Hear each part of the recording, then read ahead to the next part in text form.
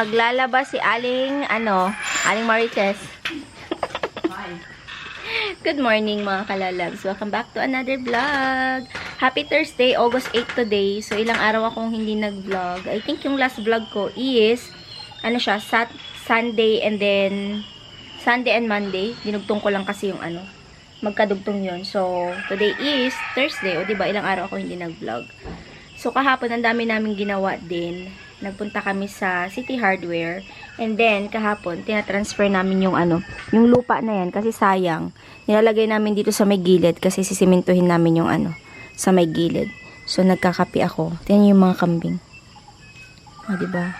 So, yung mga tao dito nag-aalaga talaga ng hayop. Kagaya ni Idinil. Meron silang mga kambing, baka, ganun. Si Idinil naman, kambing, pusa, tsaka manok, at tsaka pato. So, next time yata bibili sila ng baka. So, sana kaya niya yung baka, no? Pero meron naman tutulong sa kanya na magpastor-pastor ng baka. Pero masarap mag-alaga ng kambing. Kasi mahal din ang kambing, di ba mga kalalabs?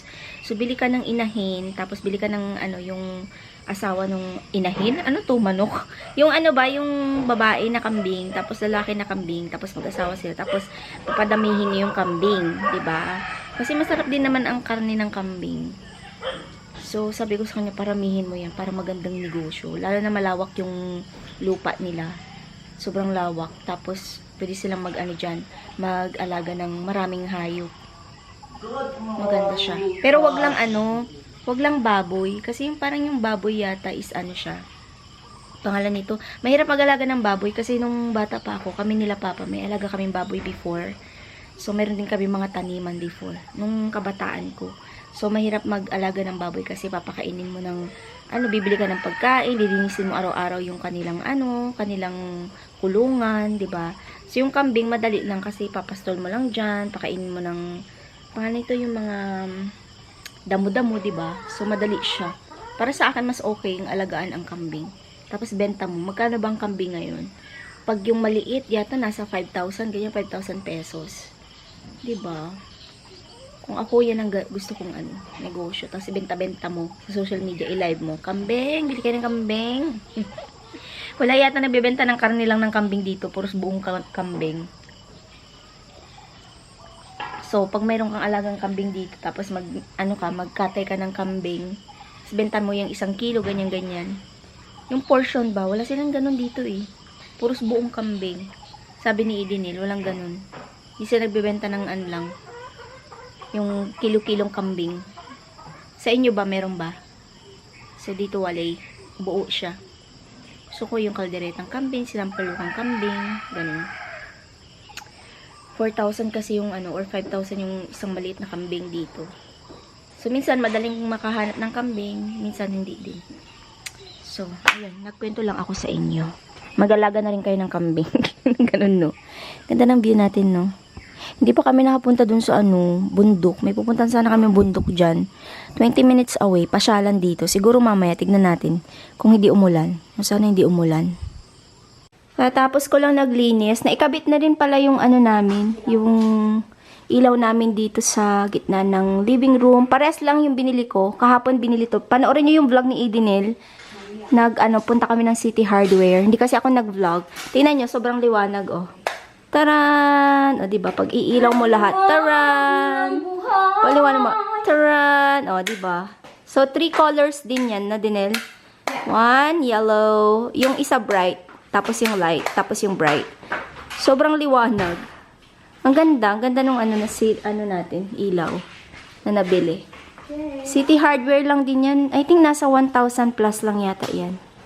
Ayan, oh. Diba? Maganda dito. Tayo lang. I-switch ko nga yung isa dito. Sa gabi, mas makikita nyo ng maayos. For sure. Nasaan yung ilaw nito? Nasaan ba? Ay, saan yung ilaw nito? Hindi ko makita yung ilaw nito. Nasaan yun? Hindi ko alam yung ilaw, ah. Ayaw sumindi. Ayun. Diba? Ang ganda. Mamayang gabi, makikita nyo yung niyan. Oh, ma-appreciate nyo pag gabi. Yan siya, ah. So, magkakape ako kasi nagkape ako kanina isa lang. And kasi ako naglinis, nagmap, ganyan. Papatanggal ko pala to kasi may basag yan. So, ayusin nilod yung pako-pako dyan. Hindi pa namin alam kung ano ilalagay dito. Plano ko sana salamin. Pero wala pa ako nakita na salamin na parang mailalagay dito. So, hindi ko alam kung ano ilalagay nila. For now, ganyan na lang muna. Tatanggalin yan plain dito. So, isip muna. Hindi ko alam kung ano ilalagay. And update sa ating dirty kitchen. Ayan, meron ng tiles yung ating Nasaan yung slipper dyan, Lord? No, slipper. So, ayan. Yung tiles is ganyan, yung itsura niya. Ito yung tiles natin sa loob ng bahay.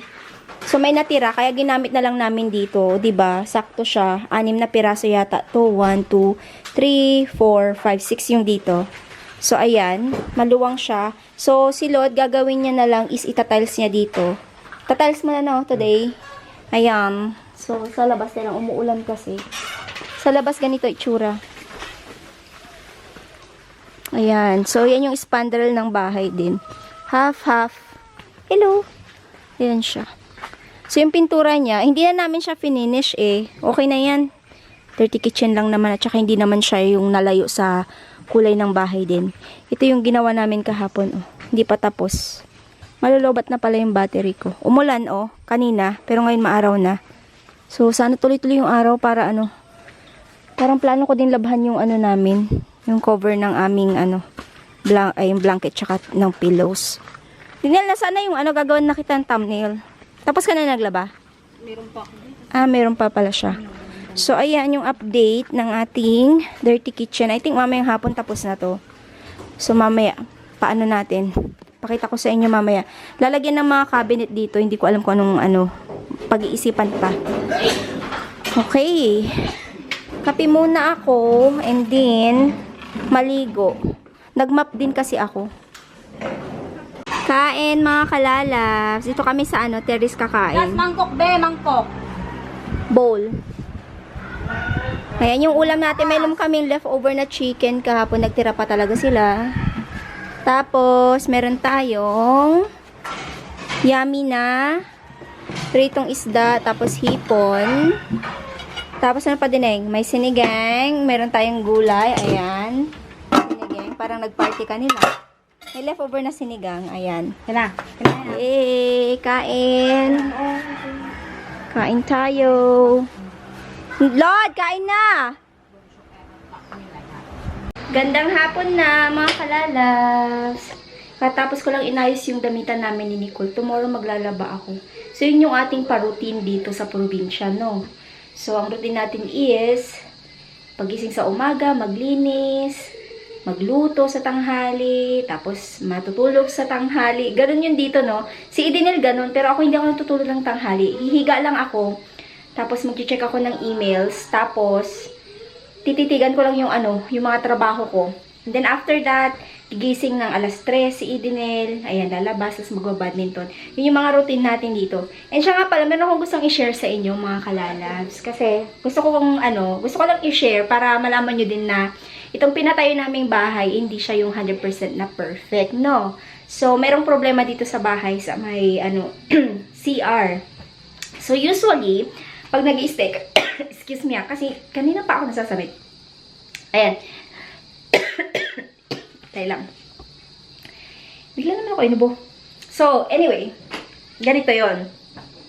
Usually, pag nag-i-stay ako sa, sa Manila, especially pag nag-i-stay ka sa Airbnb, sa mga condos, may mga na istayan kami Airbnb, na yung amoy ng CR is talagang hindi siya kaaya-aya. Yung mabaho siya, yung parang may singaw, no? So, ngayon ko lang na-experience, kasi syempre dun sa dati naming bahay, hindi namin na-experience yung problema na yan. Okay siya, walang amoy yung CR. So, itong bagong bahay, merong problema yung sa CR. So, sa tuwing gabi lang naman siya, nagkakaroon siya ng ng masangsang na amoy na hindi kaaya-aya. Yung parang kung nakaamoy na kayo ng example, patay na hayop or patay na palaka, mga ganon. Sa probinsya, hindi ko alam kung nakakaamoy na kayo nun. Sorry no, sa mga ano dyan. So, yun nga. Gusto ko lang siya i-share sa inyo para maano nyo din yung struggle din na pag nagpatayo kayo ng bahay, akala mo perfect lahat. Pero may mga bagay-bagay din na talagang hindi siya perfect. So, I wanted to share it to all of you. So, ayun na nga. So, may pumunta dito na nag-install ng tubig ng Dirty Kitchen kahapon. And then, sila din yung nag-install ng mga accessories ng CR tulad ng shower, gripo, at saka yung sa may lababo. Pero yung nag-install ng toilet bowl is yung mga gumawa dito sa bahay. So, syempre tinanong namin kung anong problema, ganito, ganyan. So, na-stress ako ng ilang araw kasi hindi ko ma-figure out kung bakit nangangamoy siya. So, kahapon, sabi niya, kung hindi pa rin nawala yung amoy ng inyong CR, yung mabaho pa rin siya, ang problema dyan is yung toilet bowl na in-install, baka may damage. So, sabi ko, paano nangyari yun?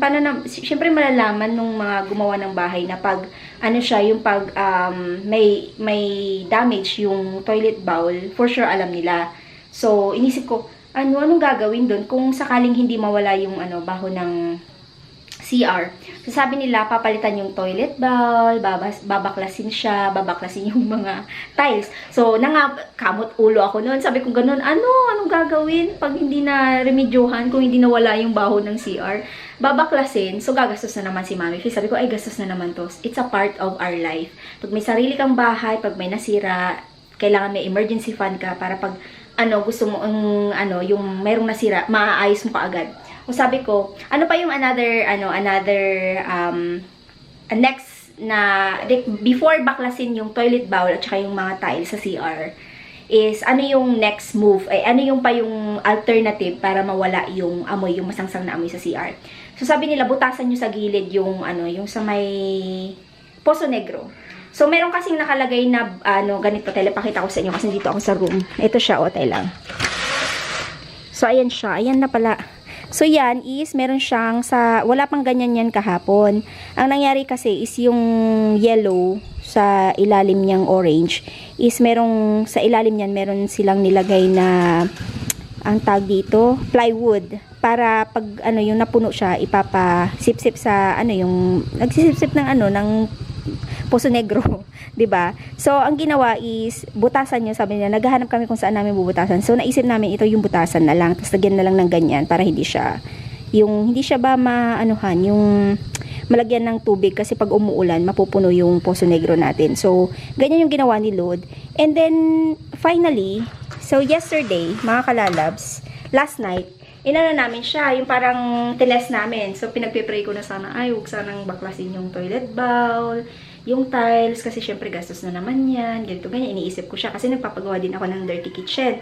And yung Dirty Kitchen, umabot na siya ng, nagre-range na siya ng 20 plus, yung dyan, sa Dirty Kitchen. Sabi ko, anong gagawin? So, buti na lang, ginawa namin yung binutasan namin. Kailangan pala ng another singawan, kasi meron na siyang singawan dito sa may gilid. Kailangan niya pa pala ng isang singawan. So, comment down below kung kayo po ay engineer or mga gumagawa ng mga Poso Negro, ganyan. Comment kayo kung tama ba yung ginawa namin na, yun nga, kasi gusto kong malaman. Kasi, syempre, gusto ko siyang i-share. Diba? Hindi pwedeng hindi ako mag-share kasi ito nga yung experience natin to own a house, diba? So, gusto kong i-share yung hindi maganda, tapos yung maganda, diba? So, maganda nga siya, okay ba yung mga nagawa, diba? So, nakatira na kami dito sa bahay. Sila Idinel is, I think, magwa 1 month na. And then kami is, magti 3 weeks na rin. Magti 3 weeks na ba? Parang ganun, magti 3 weeks. So, 3 weeks sa Friday. So, yun yung mga na-notice ko na problema. So, yun lang naman. Yun yung na-notice ko. Wala namang iba pang problema.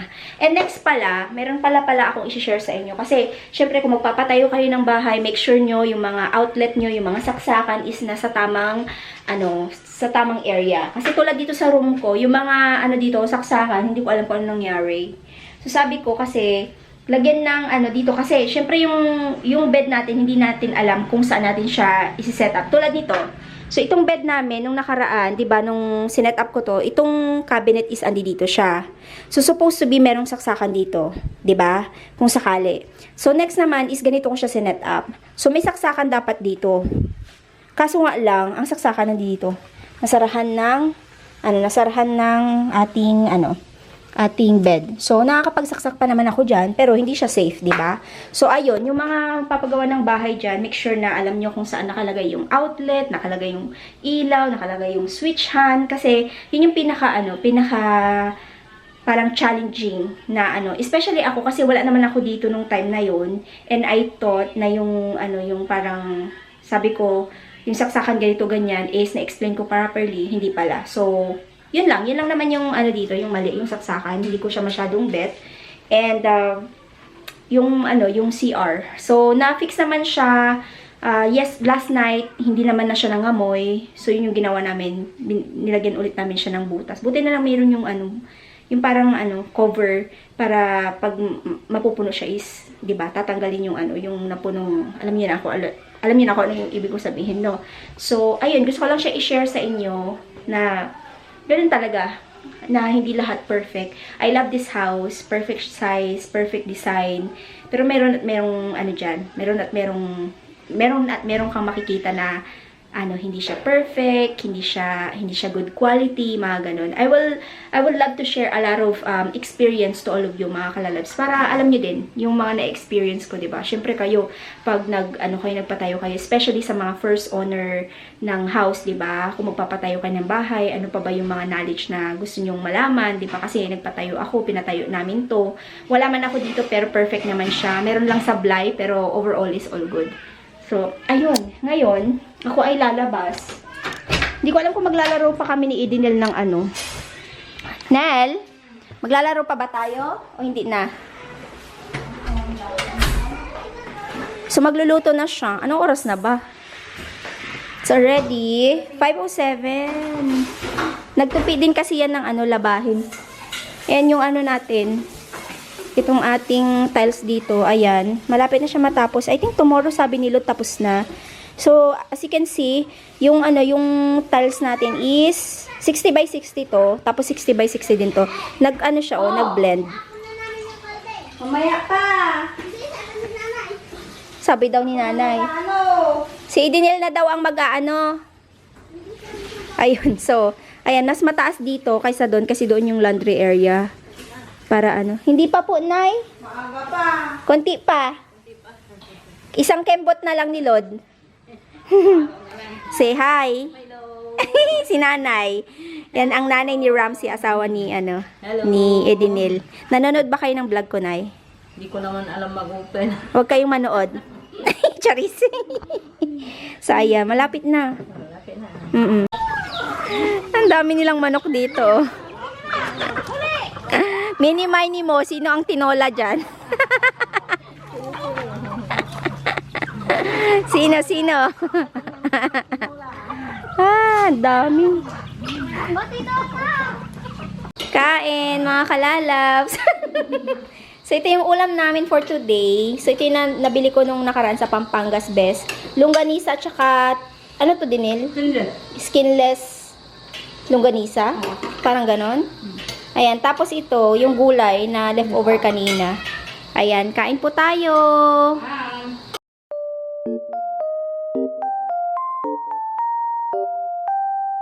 Katapos ko lang nag-shower at saka skincare, mga kalalabs. Na-enjoy ko yung aming dinner. Napakasarap. Napakasarap ng skinless longganisa at saka yung regular longganisa ng Pampangas Best. Ang hindi ko lang nagustuhan is yung beef tapa. Dahil siguro mali yung pagkakaluto namin nung nakaraan. So, anyway, overall, Pampangas Best is the best na yung mga ganyang pagkain. Hindi namin siya everyday kinakain ng mga kalalabs kasi hindi naman okay or good na everyday mo inuulam yung ganung mga ulam. Kumbaga yung pag naubusan kami ng stock, so yun yung ginagawa natin, kinakain natin. Pang madali ang lang ba, luto din. At saka yung mga dilata namin, ang dami-dami pa. Kung natatandaan nyo yung nag-grocery ako, nung dumating ako, diba? Every time naman, pag umuwi ako dito, nag-grocery ka agad ako para may stock. Hindi namin siya masyado nagagalaw. Kasi gusto ko talaga is gulay, isda. Minsan karne, pero more on talaga ako, okra, talong, dahon ng malunggay, basta gulay, upo, bukas upo yung ulam namin, diba? Masarap lang maggulay-gulay dito sa Pinas. Na-miss ko kasi yung mga gulay-gulay na wala sa Canada din. Tsaka masarap kumain ng mga ganyan, especially dito sa probinsya, no. May gusto pa akong kainin, hindi ko pa, nakakain. Yung atsara na, labong. Labong yung tawag, yun yung, ng bamboo. So, siguro sa mga susunod na araw, yun yung uulamin natin kasi masarap din yun. So, anyway, mag-e-end na rin po ako ng vlog at mag-e-edit para may mapanood kayo bukas. So, it's already 7:32, manonood kami ng, probinsyano, ayan. So, salamat po sa panonood. Sana po ay na-enjoy nyo yung ating napaka-simple na vlog, buhay probinsya. Nga naman, ganyan talaga ang buhay. Hindi pa kami nakakapamasyal kasi alam niyo naman may pinapatapos muna ako. Tapos nakapamasyal pala kami sa Manila, 'di ba? Pero gusto ko din namang ipasyal yung family ko kahit sa beach lang ulit. Pero this time is relax muna tayo kasi matagal pa naman ako dito, 'di ba? So, ayun, maraming salamat po ulit sa panonood ng vlog. Please don't forget to like, subscribe if you haven't yet. I-ring niyo po yung bell icon para ma-notify po kayo sa tuwing mag-upload kami ng panibagong video. See you on our next vlog, mga kalalabs. God bless us all. Stay safe and always be kind. Bye-bye!